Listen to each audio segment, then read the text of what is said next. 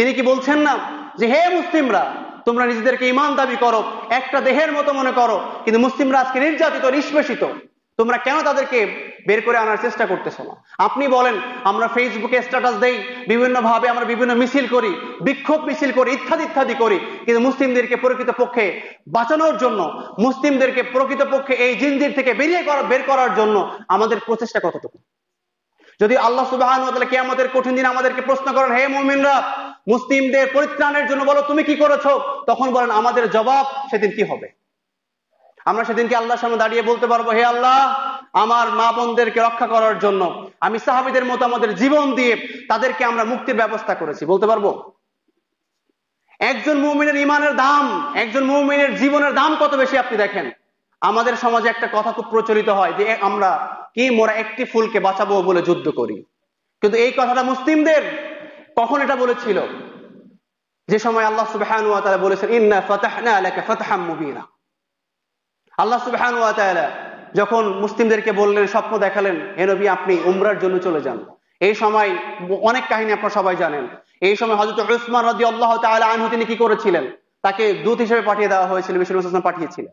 আর এই সময় তারা বলেছিল যে আমরা উসমানকে হত্যা করে ফেলেছি।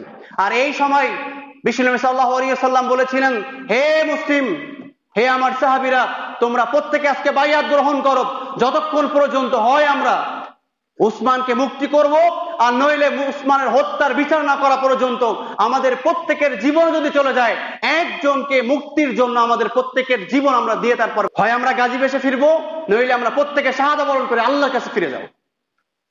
কয়জনকে বাঁচানোর জন্য? একজনকে বাঁচানোর জন্য তারা এই প্রচেষ্টা করেছিলেন।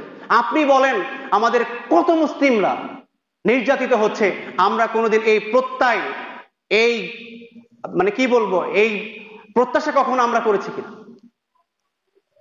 আমরা এই ওয়াদায় কখনো আবদ্ধ হয়েছি কিনা? আপনি একটু তাকায় দেখেন।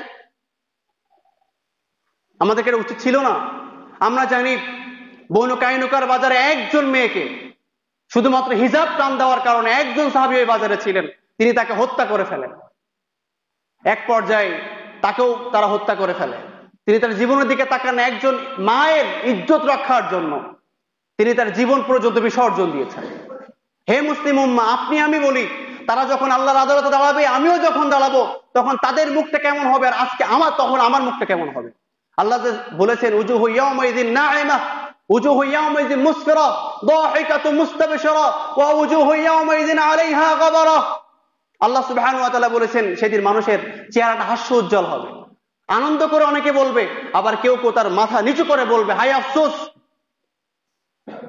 কি করেছে, যদি কেন আমাকে আরেকটু সময় দেওয়া হতো। আপনি আমি একটু চিন্তা করে দেখি, কিয়ামতের কঠিন দিনে আমার চেহারা কি নিচু হয়ে যাবে, নাকি আমার মাথা উঁচু করে আমি বলতে পারবো আল্লাহ তোমার দ্বীনের জন্য, মুসলিম উম্মার জন্য আমার জীবনের সর্বোচ্চ আমি ত্যাগ করেছি, করে আমি তোমার কাছে চলে এসেছি, বলতে পারবো? সেদিন মুনাফিকের বেশ আমাকে দাঁড়াতো।